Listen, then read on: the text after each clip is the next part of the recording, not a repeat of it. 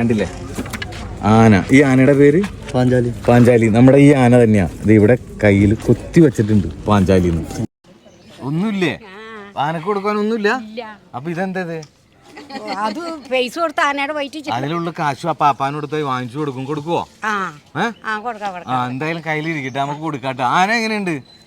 ഞാൻ വെറുതെ പറഞ്ഞ ഇപ്പൊ കൊടുക്കൊന്നും വേണ്ട, നമ്മള് വാങ്ങിച്ചു കൊടുത്തോളാം. ആന എങ്ങനെയുണ്ട്? ആന കുഴപ്പമില്ല. പാഞ്ചാലി. പാഞ്ചാലിയുടെ സ്വഭാവം ഉണ്ടോ? ഇല്ല ഇല്ല.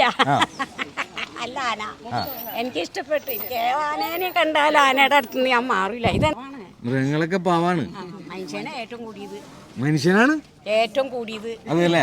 എത്ര വയസ്സായി? വയസ്സൊന്നും പറഞ്ഞിട്ട് ഫലം. എന്തായാലും ഈ ഒരു ജീവിതാനുഭവം കൊണ്ട് ഒരു സത്യം പറഞ്ഞു. സത്യമല്ലേ അത്? അത് സത്യാണ്.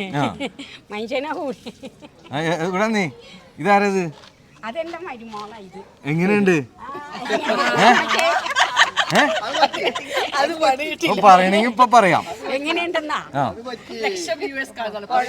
വേണ്ട ഇനിയും നമുക്ക് ജീവിച്ച് തീർക്കാനുള്ളതല്ലേ. അവിടെ